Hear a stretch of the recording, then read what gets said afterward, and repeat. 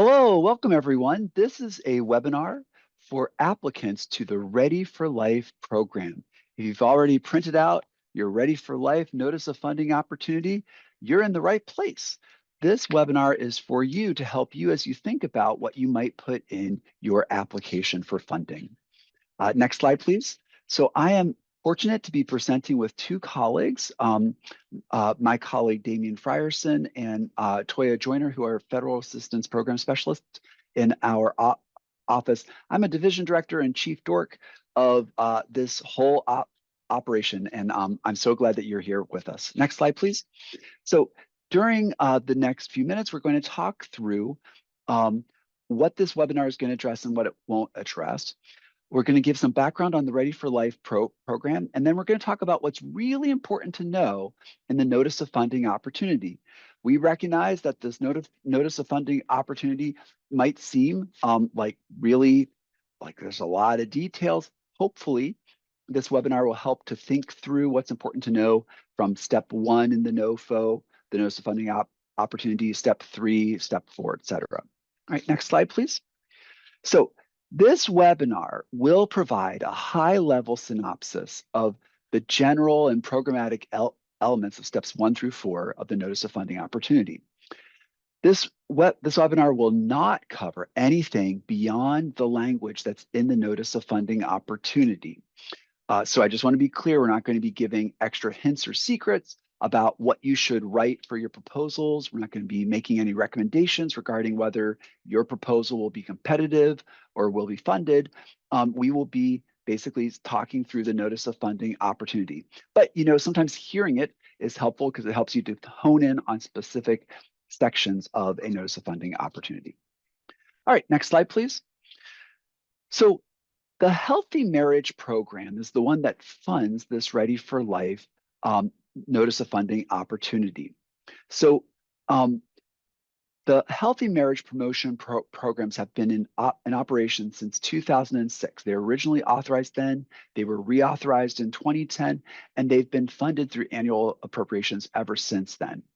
Now, the reason that these types of programs are funded is because youth approaching adulthood face complex decisions, such as choosing a romantic partner, starting a family, securing a job, or deciding on a career path.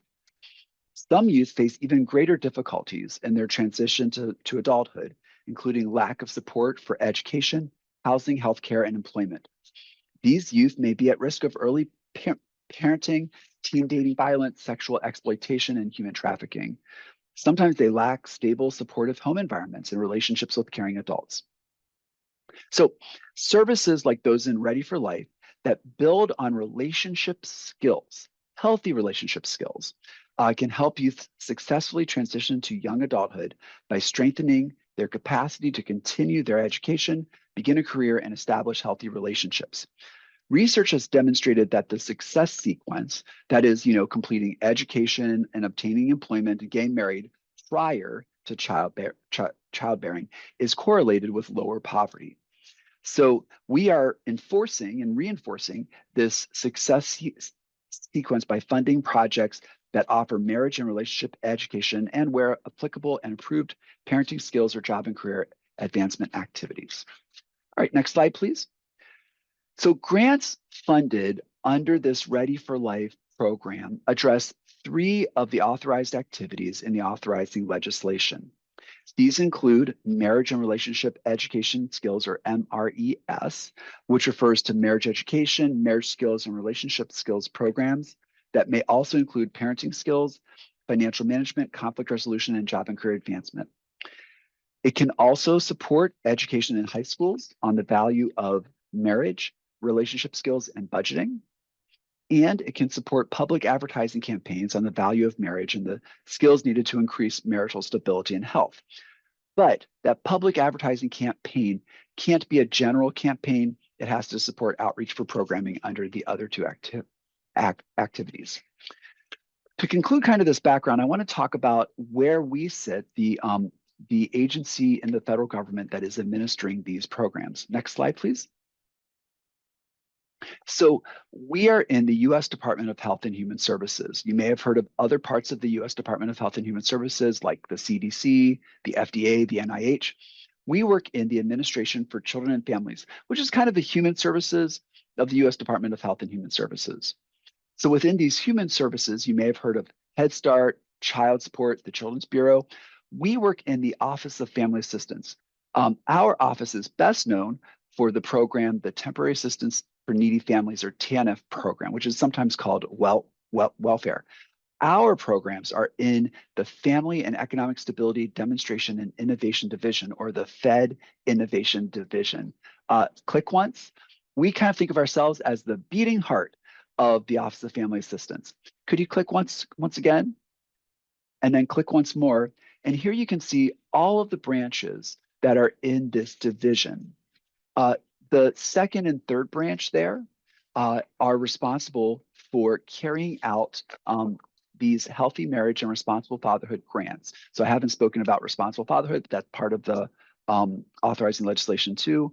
The healthy marriage and responsible fatherhood grants are supported with two branches because they're that important and that extensive. We want to support those grants with a lot of support from us. All right, next slide, please. With that as background, I want to talk a little bit more about what's important to know in step one. So step one of a notice of funding opportunity is an overview of the program. This is helpful so that you can understand what would be expected if you would receive a grant. So step one is, what would grantees be expected to do? Now, currently, one of the terms that we use for grantees is recipient. So you may hear us talk about recipients or grantees. Those are the same things. So again, step one is talking about what you would need to carry out if you were awarded a grant. Step one includes information about funding, about applicant eligibility, and about the program description itself.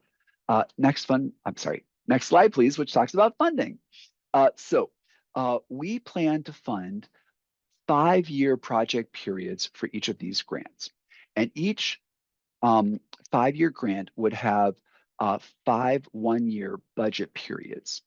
So each budget period would be between $400,000 per year and $1.25 million per year. So if you requested and were awarded a grant of $1 million, you would receive that $1 million every year for 5 years. Now, those continuations where you would receive the same money in successive years would be offered, but they would be subject to the availability of funds, satisfactory progress towards performance benchmarks, and a determination that continued funding is in the best interest of the federal government. Please note that the funding for each successive year will not exceed the amount awarded in the first year of the grant. Also, as an FYI, this program has no cost-sharing requirement, but if you choose to include cost-sharing funds, we're not going to consider it during our review, either positively or negatively. We're just not going to consider it. But we will hold you accountable for any funds you add, including through reporting. And if you don't provide your promised amount, your promised cost-shared amount, we may have to decrease your award amount or use other enforcement actions. All right, next slide, please. So in the READY4Life program, we are going to fund grants in 3 different scopes. So organizations that request funding between $750,000 and $1.25 million, we are considering those to be large scope grants. In contrast, if an organization requests between $400,000 and $749,999 per year, we would consider that to be a small scope grant. Now, we are going to fund a 3rd tier, which we are calling emerging scope. So those emerging scope grants would be funded at about the same amount as the small scope grants. But in order to be eligible for an emerging scope grant, the organization would need to, first off, never have received healthy marriage or responsible fatherhood funding prior to this round of funding. And they would need to express a need for and a willingness to participate in capacity building technical assistance from us. So that technical assistance may include things like marketing and outreach of the program, fostering partnerships, delivering the core services, for example, curriculum-driven workshops, recruiting and retaining participants, staffing and managing data. All right, next slide, please. So many different types of organizations are eligible to apply. A wide range of public entities can apply. Independent school districts and public and private institutions of higher education can apply. Nonprofits with or without 501c3 status, and even for-profit organizations, including small businesses, can apply for this funding. And to be super clear, faith-based and community organizations that meet eligibility requirements are eligible to apply for these funds. All right, next slide, please. Now, there are some things that would disqualify your application. For example, if you requested more than the ceiling, you would be disqualified. If you submit your application after the deadline, you would be disqualified.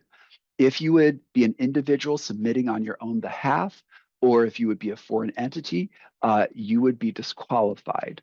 I also want to be clear that organizations may only submit one application. If you happen to submit multiple, we will only acknowledge the last on-time submission from your organization.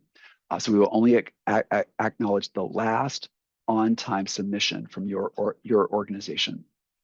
I also want to be clear that in terms of applications that we will fund, there's some additional information in step 4 in the notice of funding opportunity. So if you go to the table of contents, you go down to step 4, there's a part of step 4 that is called selection process. And I want to be clear that when we are considering which applications to fund, we'll be considering applications that propose to only serve eligible youth or young adults. We'll talk about that in a second. Applications that request funding at or above the funding floor. And in terms of scope, we will aim to fund approximately 8 emerging scope applicants with the highest scores. All right, next slide, please. All right, now we're going to get into the meat of what you would need to carry out if you would be awarded a grant. First, if you would be awarded a grant, you would need to assure continued commitment to promoting this programming. This would mean that your leadership and all community partners would need to be equally invested and committed to achieving the programmatic goals and objectives of this program. And we're going to talk about that in about a slide or two. I also want to be clear that you cannot use these funds as add-on or gap funding to support other non-grant related organizational priorities, goals, or objectives. All right, next slide, please. Oh, it is the next slide. So programmatic objectives and outcomes. So we do have specific objectives and outcomes in mind for what grant organizations will achieve through this funding. We expect that youth that participate in programs that are funded through this grant, through this program, will understand and differentiate healthy from unhealthy relationships. That youth will acquire a vision of the kind of relationships that they want in the future, including healthy marriages, and that they will take steps to achieve them. And that youth will gain skills and tools that allow them to have healthier relationships today and in the future. Now, following on those objectives, there are some outcomes that we expect to see. We expect that we will see youth developing or improving their healthy relationship skills, improving their interpersonal skills, improving their parenting and co-parenting skills if they are already a parent, or their parenting skills in the future, progressing towards greater economic stability, and progressing towards job and career advancement. Long term, we expect that these programs will inspire youth to have improved family functioning, self-esteem and well-being, economic stability, and mobility. All right, next slide, please. So in terms of what these organizations, what awarded grant organizations would carry out, they would need to have a program model.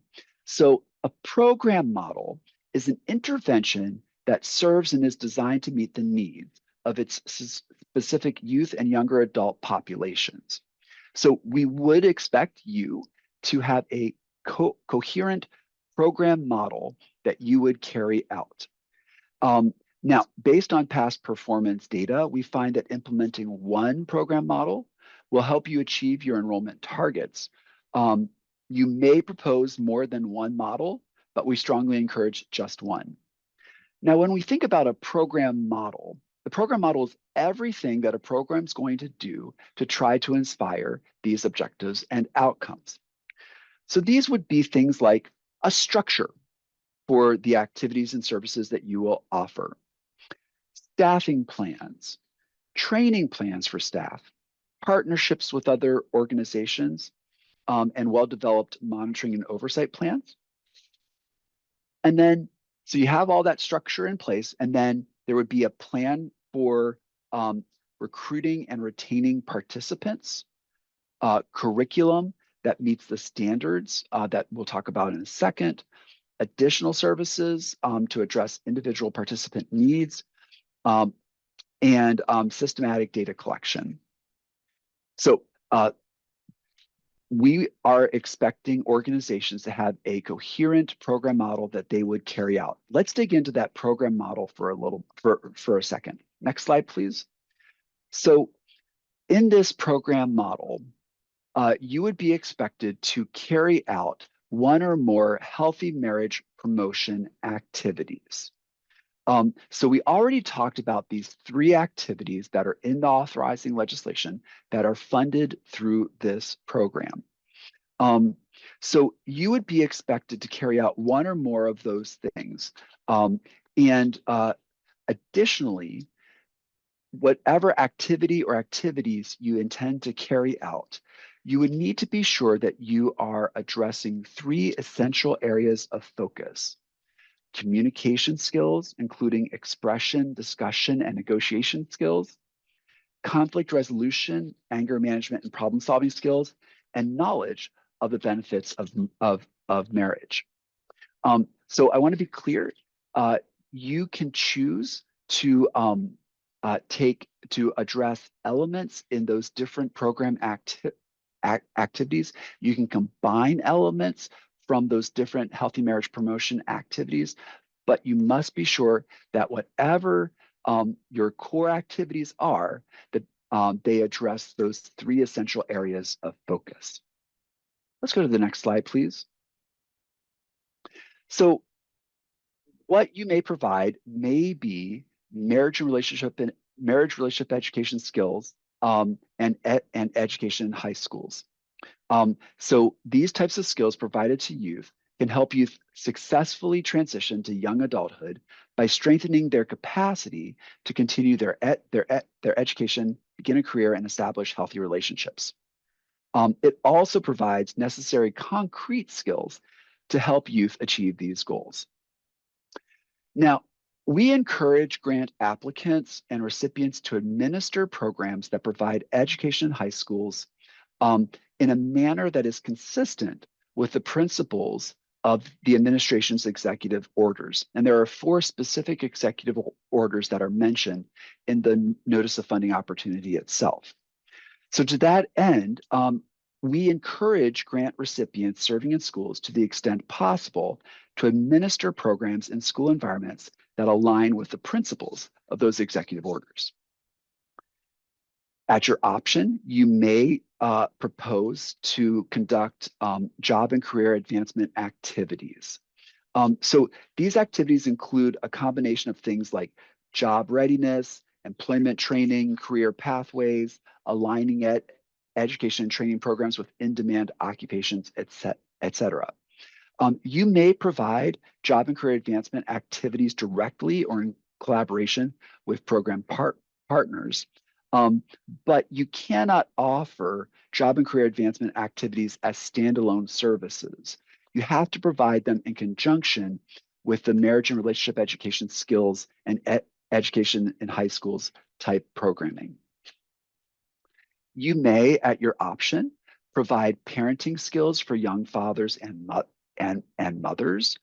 If you are planning to provide services to young parents, your program should incorporate a skills-based parenting curriculum to help young parents learn and apply skills that can help them with things like fulfilling their roles, reinforcing parental practices, and improving parent-child relationships. Again, if you intend to provide services related to parenting, you must combine them with marriage and relationship education skills, including on instruction on the value of marriage. Lastly, you may propose to conduct a public advertising campaign, but if you do that, it has to be in support of program outreach, which means recruitment and retention. The public advertising campaign cannot be a standalone activity. All right, next slide, please. So the activities that you have to provide, we just talked about. These activities should be provided in curriculum-based workshops. So the activities that you provide, you have your program model, you have your core, which are your activities. The activities have to be provided in curriculum-based workshops. So it is expected that your project will deliver at least 12 hours of curriculum in a primary workshop. So a workshop is a set of structured classes that take place in group settings. Primary workshops are workshops that all participants are expected to complete. So additionally, primary workshops are expected to be delivered in more than 2 sessions and delivered over 2 weeks or more and not over a single weekend. When you think about what type of curriculum you might use, you need to be sure that it is evidence-informed, and the definition for evidence-informed is in the notice of funding opportunity, including in the glossary and in the back. It has to be skills-based, so the curriculum should teach concrete skills and engage participants in trying out the skills. It should be relevant to the community context in which it's being implemented, including being appropriate for youth or young adults, or when serving fathers or mothers who are minors or young parents. It should also be clearly and directly aligned with the notice of funding opportunities, programmatic objectives and outcomes. Now, some youth relationships programs use a curriculum that has already been prepared and tested. That's sometimes called an off-the-shelf curriculum. And other programs adapt or develop their own evidence-informed curriculum designed to meet the unique needs of their participants. If you adapt an off-the-shelf curriculum to make it more relevant, you'd need to obtain written approval from the curriculum developer and potentially from our office. So adaptations of curriculum include adjusting the curriculum to better meet the needs of participants served, stitching together curriculum modules, integrating additional modules into an existing curriculum, or implementing your own evidence-informed curriculum. So see here. Okay. That is the notes that I have for curriculum. So now I'm going to go to the next slide. Next slide, please. So you have to have a program model that addresses activities and that is driven by curriculum-based workshops. In addition to those healthy marriage, healthy relationship activities, the statutory requirement is that you must also address domestic violence. And for the populations served by READY4Life, this may sometimes be called teen dating violence. So you must commit to consulting with experts in domestic or teen dating violence when developing your program model and activities. And you must work collaboratively with those experts to ensure that all participants are provided access to accurate information, including where to go for support and services. All participants are provided safe opportunities to disclose if they have or are being victims of domestic violence or dating violence. And project staff and volunteers should receive training to respond to disclosures of domestic violence or dating violence by offering confidential referrals to domestic violence services. Additionally, you have to ensure that your employees are aware of and trained on your state's reporting requirements for child abuse and neglect. Um, and so your project must also teach participants about preventing child maltreatment throughout childhood. All right, next slide, please.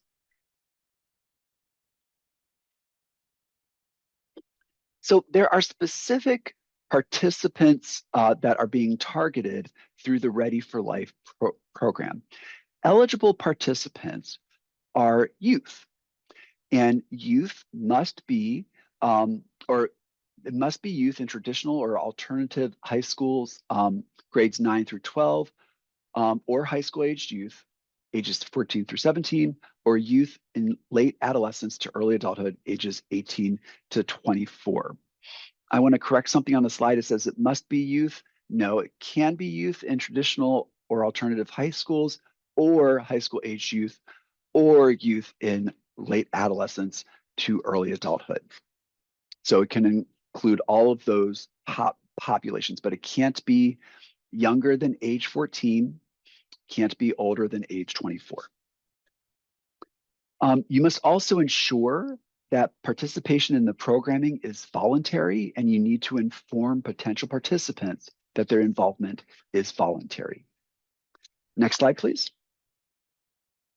So we expect that organizations funded through this program serve a lot of people. So this program counts a youth or young adult as served when he or she has received at least 90% of primary workshops. Now, you should serve as many participants as reasonable given the amount of funding you request and your program design. We've established minimum numbers of participants that you can serve per year based on your funding request. So if you're requesting between $750 and $1.25 million, your project is considered large scope. You would need to serve at least 200 individuals, or if you're serving couples, 100 couples per year. And those people would need to complete at least 90% of primary workshops. If you are a small scope, if you are requesting between $400,000 and $749,999, you would be small scope, and you would have to serve at least 120 individuals or 60 couples per year who would complete at least 90% of primary workshops. If you are an emerging scope grant, funded between $400,000 and $749,999, then your targets would be lower to begin. In year one, you would need to serve at least 30 individuals or 15 couples. In year two, 60 individuals or 30 couples. In year three, 90 individuals or 45 couples. And then you would need to meet the small scope minimum service levels in years 4 through 5. You will be held accountable to meeting the targets that you propose in your application. Next slide, please. So your project should address the individual client needs of people that you serve. You should think about rigorous intake, enrollment, and strategies to address those needs. You should include strategies to address participants' needs by providing direct services or linking to community-centered support services, things like regular participant contact to help them meet their goals, more intensive services related to job and career advancement, or things like case management. Now, I should mention, if you provide services in a high school setting, you may not need to provide support services given the duration of the sessions or the limited interactions with or access to students. So that may not be something that you would need to do if you are serving in the high school setting. Additionally, if needed, your project can include participation support costs that will cover services to increase participation and improve program recruitment, retention, and outcomes. Some past grant programs, projects, have provided transportation assistance, childcare, or meals during in-person workshops.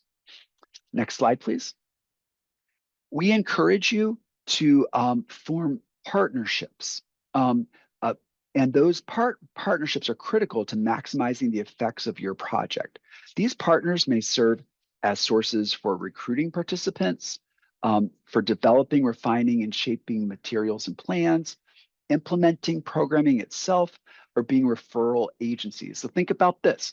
A partner may refer people to your program, and if you have people that need specific services that you can't provide, you could refer those people back out to partners.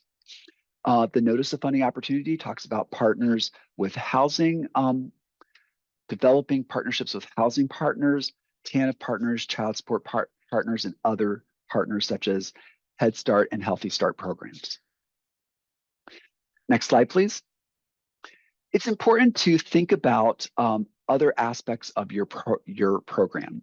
You will need to identify your project management and staffing.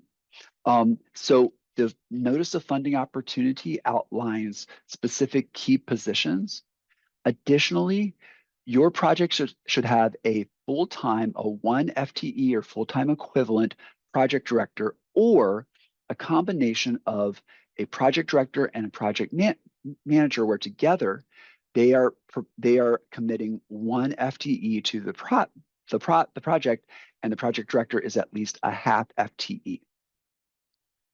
In terms of geographic location, you must have a physical presence in the community, city, or county where you provide services, even if some of your services are virtual. A physical presence means a demonstrated ability to directly monitor and oversee things like service provision, staff and facilitator training, programmatic legal and regulatory compliance, and agreements with partner organizations. This physical presence is critical to ensure an understanding of the needs and resources of each community in which your program participants live, work, and strive to strengthen their families. You would also need to commit to attending an entrance conference and annual OFA-led Healthy Marriage and Responsible Fatherhood recipient meetings. And there would be a planning period. So for large and small scope organizations, large and small scope projects, you would have a 6-month planning period that would be used for updating and refining your need for assistance, finalizing MOUs, obtaining curricula, finalizing domestic violence protocols, etc. Emerging scope recipient organizations will be given up to 12 months for intensive and comprehensive planning, capacity building, and initial implementation. I should also mention that pilots can start earlier than the 6 and 12-month marks. And the dates for when pilots can start is also in the Notice of Funding Opportunity. Next slide, please. As part of this program, you would need to commit to collecting performance measures, conducting continuous quality improvement, and participating in research if invited. So we have a management information system called INFORM. INFORM stands for Information, Family Outcomes, Reporting and Management. It is a wonderful system that we've been using for about 10 years. And so you would be required through this grant to collect performance measures. What would that look like? Well, all participants would need to take a survey, a computerized survey at the beginning of program services and at the end. Your grant funds can purchase computers and tablets for your participants to take these surveys. You would also need to enter services provided through the grant. For example, every time a person attends a class, you would need to check off that that person has attended a class. That checkoff is a virtual checkoff on in our system. You would need to conduct continuous quality improvement activities. CQI is the process of identifying, describing, and analyzing program strengths and problems, followed by testing, implementing, learning from, and revising solutions. Additionally, the federal government will sponsor federally led evaluations and other research activities. If you are asked to participate in federally led research activities, whenever feasible and where there's interest, you are asked to engage fully and adhere to all research and evaluation protocols. Now, post-award, you will have the opportunity to submit a proposal to implement a grantee-led evaluation, which is sometimes called a local evaluation. You are not required to propose a local evaluation in your application for this grant, and you're not required to after award either. If you wish to propose a local evaluation after receiving an award, you should include funds in your first year budget to partner with an evaluator to develop the evaluation plan proposal. If your local evaluation plan proposal is approved, you would receive supplemental funds for the evaluation in years 2, 3, 4, and 5 of the grant. Next slide, please. So these grants are going to be something called cooperative agreements. What this means is that we will work in close partnership with you and be substantially involved in various aspects of projects funded under this Notice of Funding opportunity. Our involvement includes assigning a family assistance program specialist, hey, maybe Damien or Toya, to monitor and evaluate how things are going and provide guidance and technical assistance to help you achieve your project objectives. We would be providing significant guidance, consultation, and timely review on project-related materials and deliverables. We would review and provide feedback on activities, work plans, and publications. And there would be more things that are outlined in the Notice of Funding opportunity. So we do not expect that the cooperative agreement would change the project requirements for recipients under this Notice of Funding opportunity. And if you receive a grant, we would work out the cooperative agreement with you during the first few months of the grant. Next slide, please. I also want to be clear, there are certain things that this grant can't fund. So the funds under this grant cannot be used for things like construction, like major renovations. It can't be used to supplant other funding.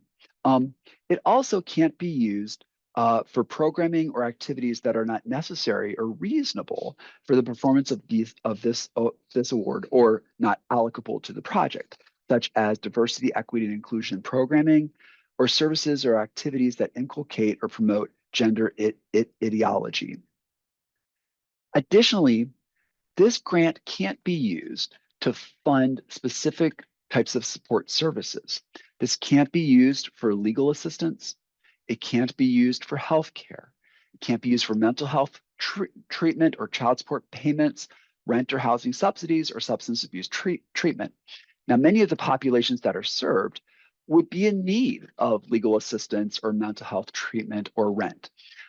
Although this program cannot provide those funds, you can and are encouraged to develop partnerships with other organizations in your communities that can provide this type of programming.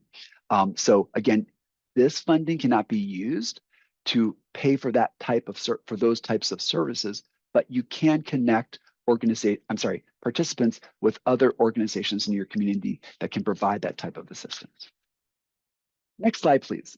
So that takes us away from step one, and now in step two is very simple. You got to prepare to apply. And what you do need to do to apply, you need to have a sam.gov account and you need to have a grants.gov account. You cannot apply for this funding if you don't have a sam.gov account and a grants.gov account. If you don't have those accounts yet, get them now. It takes a little bit of time. You should be able to get them, but you need to get those now. If you have an account, but you lost the password or you can't find it, try to find it, reset it, get your sam.gov account, get your grants.gov account, because you need these in order to apply. All right, that does it for me. What I'm going to do now is I'm going to hand it over to my colleague, Damien Frierson, who's going to talk through step 3 of the Notice of Funding opportunity. Damien, off to you. Thanks, Seth. Again, my name is Damien Frierson, and I will now share the key components within step 3 of the NOFO, which focuses on preparing your application. Although the information may sound similar to the content covered in step 1, step 3 will specifically offer more insight on what applicants are required to submit in order to meet the expectations of the grant. All right, next slide. So let's start with the application components. You will need to submit 2 files plus the standard forms in the application package. For file 1, use the project narrative attachment form found in the grants.gov application package of the NOFO. This will include your table of contents, a 1-page project summary, project narrative, and line item budget and budget narrative. You will use the other attachments for file 2. Please ensure that all standard forms are included in your submission and that you adhere to all formatting requirements, including maximum application length, which is limited to 100 pages. Standard forms do not count against the 100-page limit. All right, next slide. All right. So your project narrative should address all proposed activities. In addition to substance and measurable outcomes, ACF is particularly interested in clear and concise narratives that are free of repetition and explain strategies for achieving your intended performance and meeting the purpose of the NOFO. Additionally, all applicants should include the precise physical location of their project, which includes a description of the geographically distinct communities you will serve. As a reminder, you may not implement a statewide multi-site virtual program unless you provide convincing evidence that you maintain a physical presence in those areas. National programs will not be implemented under the grant. When you're describing the problem you plan to address, make certain to include the nature and scope of the program, any relevant data and/or testimonials, and use demographic data and participants or beneficiary information where you can. Be sure to state your main and sub-objectives and how they relate to the proposed program and outcomes. Your objectives should relate to the programmatic objectives and outcomes section of the program description. And lastly, please ensure that all outcomes relate to the program as described in the program description. If research is a part of the proposed work, outcomes must include hypothesized results and implications of the proposed research. All right, next slide. All right, now we'll discuss what will be needed as a part of your application plan. Specifically, we ask that you describe the scope and detail of how you will accomplish your proposed project. Make sure to account for all functions or activities you identify in your application. Also explain potential obstacles and challenges to accomplishing your project goals, as well as the strategies you will use to address them. You must provide an approach and implementation strategy for each year of the 5-year project period. You may use quantitative and qualitative data to support your proposed approach and strategies, including performance or evaluation data. And you should describe any design or technological innovation, reduction in cost or time, or community involvement in the project. We also ask that you provide a succinct and explicit affirmation that your organization, including your leadership and your partners, are committed to achieving the programmatic objectives and outcomes, and that you will not use these funds as add-on or gap funding to support other non-grant related organizational priorities, goals, or objectives. Now, lastly, as we mentioned in step 1, we ask that you propose a program model, meaning an intervention that is designed to serve one specific population, such as youth and young adults in school or community-based settings. You may propose more than one model, but we encourage just one.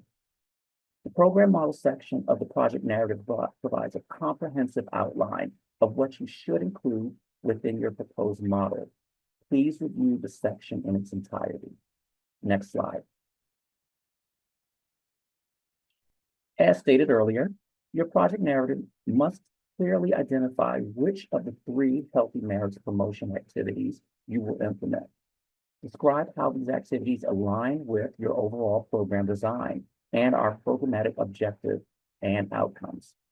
When describing your activities, follow these guidelines. For marriage and relationship education skills, or MRES, describe your proposed HMRE activities.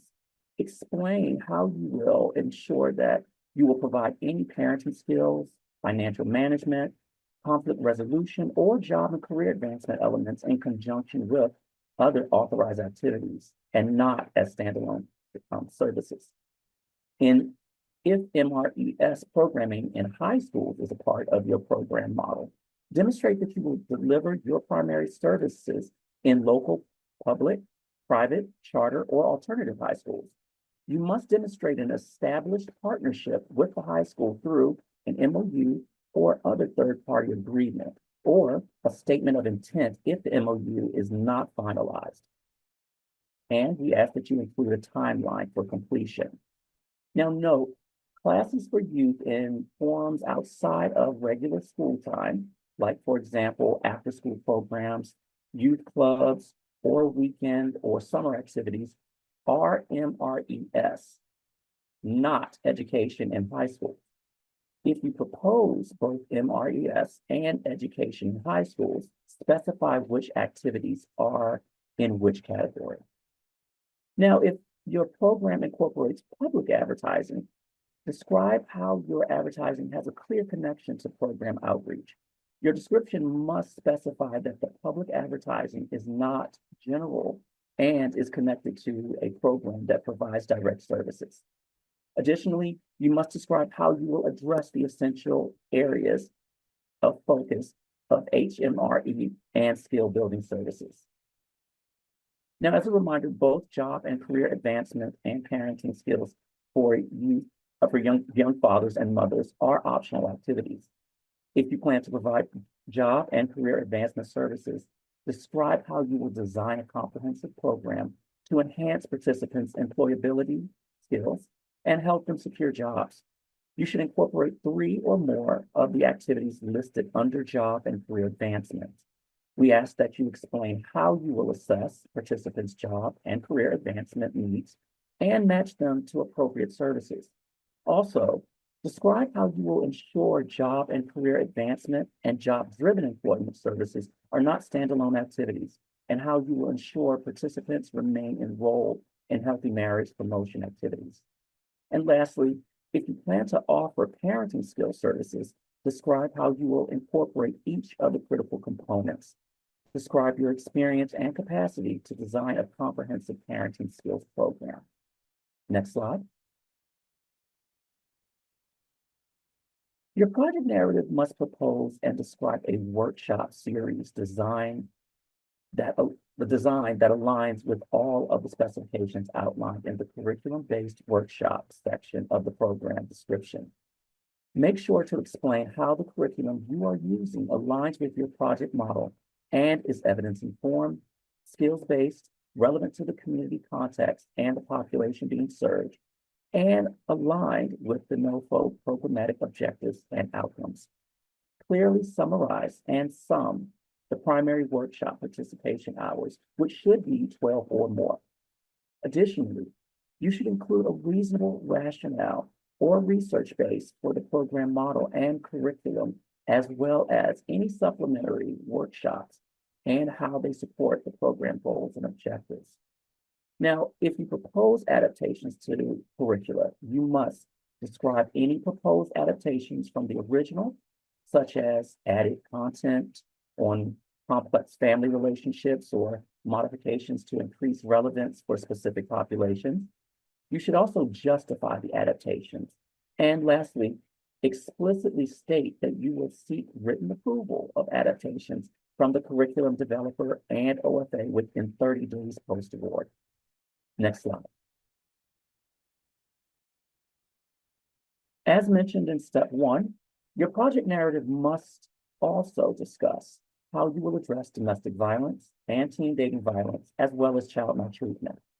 With regards to domestic violence, also known as intimate partner violence and teen dating violence, please refer to the examples of strategies in the domestic violence section of the program description. You can include evidence of consultation with experts in domestic violence or relevant community domestic violence coalitions through MOUs or other third-party agreements. These would need to include information on milestones, timelines, and oversight and monitoring. You will provide this evidence in your third-party agreement attachment. Again, in addition to ensuring staff are familiar with your state's reporting requirements for child abuse and neglect, and how you will provide training on child abuse and neglect, you should describe how you will help prevent, detect, and respond to child maltreatment among program participants, and include education on preventing child maltreatment.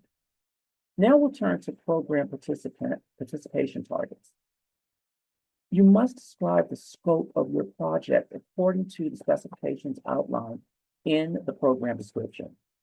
If you are applying for an emerging scope, your application must clearly state that you have not previously been directly funded by federal Healthy Marriage or Responsible Fatherhood program funds. When identifying your proposed participation targets, you must use the target shell document to identify your program participation targets for each project year. Propose to serve as many participants as reasonable, given the amount of funding requested and your program design. Also include the number of participants per year who either enroll, attend at least one primary workshop, attend at least 50% of primary workshops, attend at least 90% of primary workshops, and attend 100% of primary workshops each year. Again, all of those categories should be included. Also, make sure the number of individuals in each cell in the column entitled Number of Clients who attend at least 90% of primary workshop sessions is at least the minimum number of clients based on the scope of your project, as outlined in the participation targets in the program description. For example, if your project is a large scope, you must list at least 160 individuals in each cell of this column for years 2 through 5. Further, if you list 300 or another number of individuals in any cell, then you are expected to ensure that that number of individuals attend at least 90% of primary workshop sessions in that year. In this section, you should also describe how you will recruit, enroll, and retain all participants in primary workshops. This includes describing how you will ensure participants will complete at least 90% of primary workshops or attend makeup sessions. And lastly, if you are proposing more than one program model, you must show sufficient capacity to effectively implement each model, meet program participation targets, and achieve outcomes. This includes also submitting a separate table for each program model. In the title, specify the name of the program model and the population to be served. Next slide. Again, your application should describe the service population, and confirm you are serving eligible youth or young adults who meet one or more of the criteria in the participant eligibility section of the program description. This includes high school youth, ages 14 through 17, youth in traditional or alternative high schools, grades 9 through 12, and or youth in late adolescence to early adulthood, ages 18 through 24.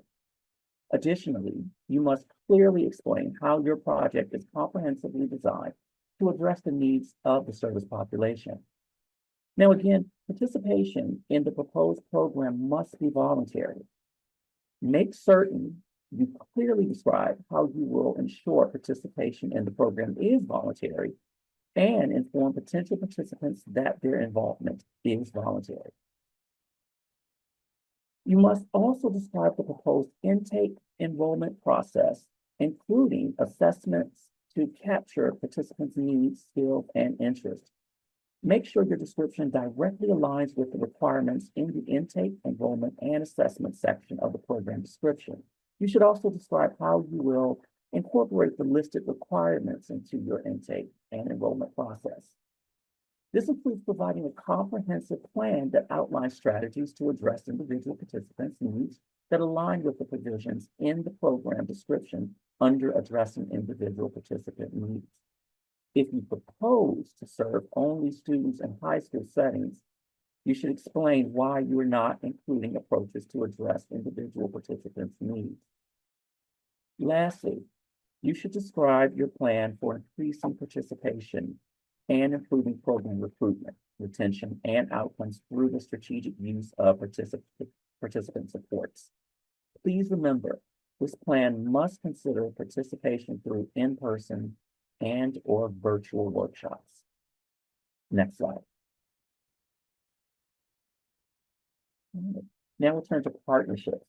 Please make sure to describe any partnerships with federal, state, local, tribal, and/or community-based entities as outlined in the program description. You should identify whether these partners will help with recruitment, implementation, or referrals.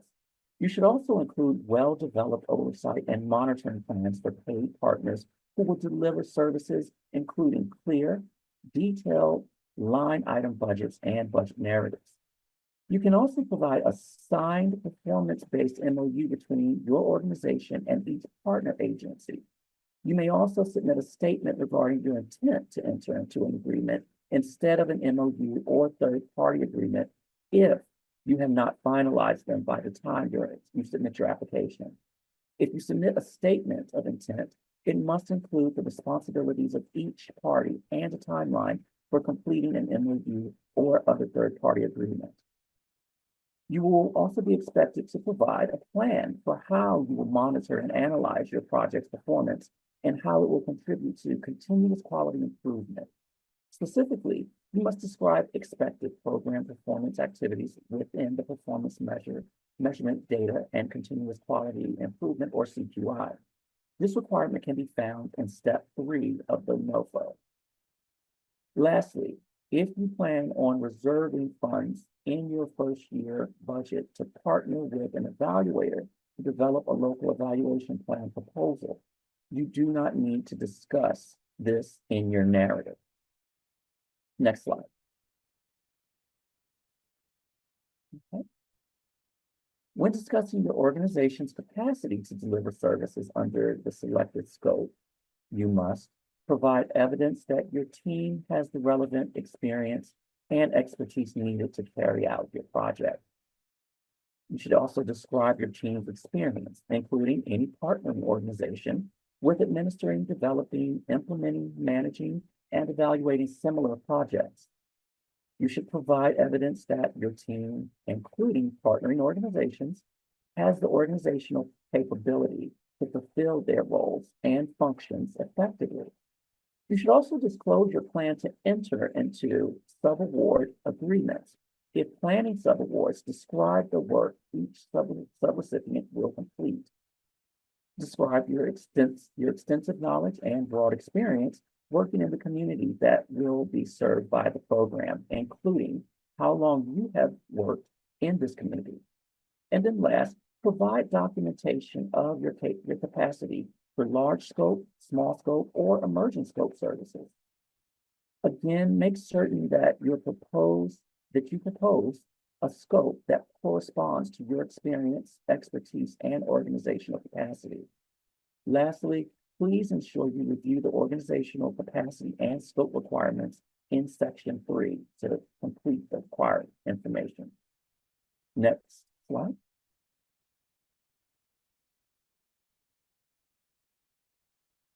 As a part of demonstrating your organization and staff's capacity and experience to carry out the proposed activities, you should refer to the project management and staffing section of the program description and explain how you will meet those requirements. You should also provide evidence that your team has the relevant capacity, experience, and expertise to adequately develop, oversee, manage, and staff this project. You should describe the leadership structure, including identifying the project director and the experience and qualifications of leadership. As outlined in the line item budget and budget narrative, you should also describe FTE allocations for all staff assigned to the project, including key project positions. Describe your approach to providing staff support, including any training plans and refresher trainings. You should provide job descriptions for each vacant key position. Describe how you will manage the project and how you will make decisions. And lastly, justify how the staffing approach will enable you to achieve your project's objectives and outcomes. Next slide.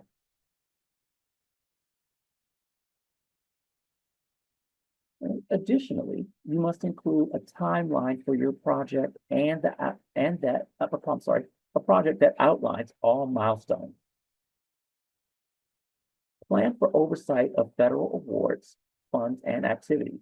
Under this, you must ensure proper award oversight.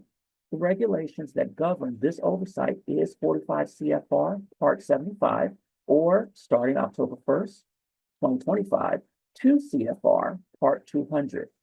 It includes standards for financial and program management, property management, procurement, performance, and financial monitoring and reporting, among other critical standards. You must also describe your framework for ensuring proper oversight of federal funds and activities. Specifically include a description of the governance structure, fiscal controls, and accountability policies and procedures and systems you use for record keeping and financial management. A description of the procedures to identify and mitigate risks and issues. These might include audit findings, continuous performance assessment findings and monitoring. And lastly, you should also include the key staff who will be responsible for maintaining oversight of program activities and any partners or sub-recipients. You must also submit a logic model for designing, managing, and evaluating the project.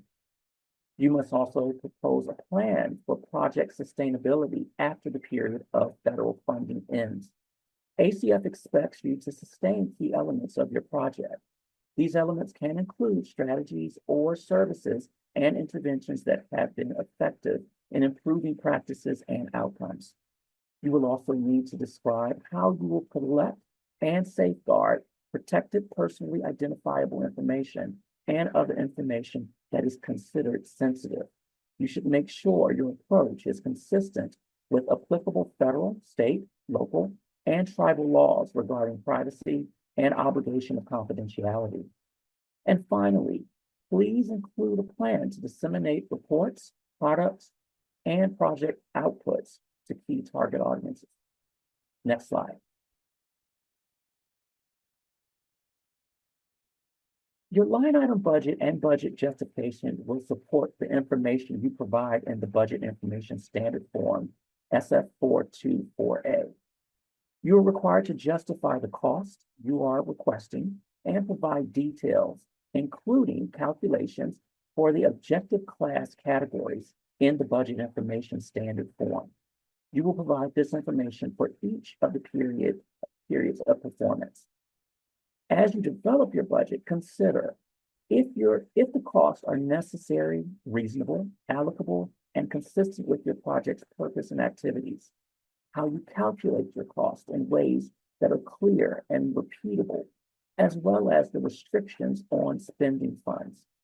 Your budget must also include all program-related costs, including travel for all staff required to attend the entrance conference in Washington, D.C., and annual OFA-led HMRF recipient meetings, grant-funded participation supports and services in alignment with the funding level requested, as well as other itemized expenses for the project that are aligned with the proposal. You should also include a clear, detailed line item budget and narrative for your oversight and monitoring plans for partners providing services. Now include costs for collecting, storing, monitoring, and reporting performance measure data, including performance measurement tasks during the planning period. Your budget narrative and line item detail must specify allocations for one full-time project director or a combination of a project director and project manager where the two positions equal at least one full-time position and where the project director holds at least 0.5 FTE to ensure project oversight, monitoring, and day-to-day management. Now, if you wish to propose a local evaluation post-award, include funds in your first year budget to partner with an evaluator to develop the evaluation plan proposal. OFA suggests that these funds not total more than 5% of your year one budget or 50,000, whichever is lower. Next slide. Now we'll discuss attachments. You will upload attachments in grants.gov using the other attachment form. These attachments are included in the overall application page limit unless it says otherwise in this section. If you include indirect costs in your budget using an approved rate, include a copy of your current agreement approved by your cognizant agency or indirect cost. If you use the diminished rate, you do not need to submit this attachment. If your organization is a nonprofit, you will need to attach proof. Please refer to the attachment section of the NOFO for acceptable forms of documentation. Likewise, if your organization is for-profit, including a small business, you will also need to attach proof. Include documentation establishing the power granted to the entity to enter into contractual relationships or accept awards. This might include your articles of incorporation or bylaws. In addition to the proof that your organization is for profit required above, small businesses must submit a certification signed by the Chief Executive Officer or designee that states that the entity qualifies as a small business under 13 CFR 121.101-121.201. You must also attach documentation to support the information in your organizational capacity section. Please ensure you review all required documentation outlined under both organizational requirements and project management and staffing under the attachment section of the NOFO. You must submit agreements with all third parties involved in this project. Third parties include subrecipients, contractors, and other cooperating entities. Third-party agreements include letters of commitment, memoranda of understanding, and memoranda of agreement. We do not consider general letters of support to be third-party agreements. Additional requirements for such agreements are outlined within the attachment section of the NOFO. You may also attach statements from community, public, or commercial leaders that support your project. At minimum, each letter of support must identify the person writing the letter, the organization they represent, the date, and their reason for supporting the project. Lastly, please see the table of shell at ACF HMRF NOFO webpage. Again, the target shell can be accessed by way. Lastly, please see the table of shell at the ACF HMRF NOFO webpage. Again, the target shell can be accessed by way of a link in the NOFO. Next slide. And last, please note the standard forms you must submit as a part of your application. And now I'll turn it over to Toya Joyner, who will review highlights under step 4. Toya. Thanks, Damien. Hello, everyone. As Damien mentioned, I'm Toya Joyner, and I'll cover the key points from step 4 of the NOFO. Next slide. During the next few slides, I'll cover what's really important to know about how applicants will be evaluated. There are 5 merit review criteria with the total number of points that can be earned equaling 100. They are as follows. Approach, which is 45 points. Under organizational capacity, there is a capacity to deliver services at the selected scope, which is 30 points. Also under organizational capacity, there is project management and staffing, which is 15 points. Then there is performance measures, CQI, and logic model, which is 3 points. Lastly, there is the budget and budget justification, which is 7 points. Next slide. The merit review criteria is the basis for evaluating and scoring. Reviewers will evaluate and score an application based on the documents presented in the application and will not refer to or access external links or other documents during the review. Reviewers will only use published merit review criteria, so this will not include materials that are not part of the NOFO or any websites via hyperlinks. A helpful applicant tip: be sure your application addresses every criterion. Next slide.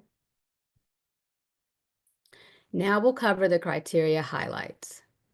Approach overall has several sub-criteria, including program model, healthy marriage program activities, curriculum-based workshops, program participation targets, participant eligibility and service populations, addressing client needs, and partnerships. Next slide.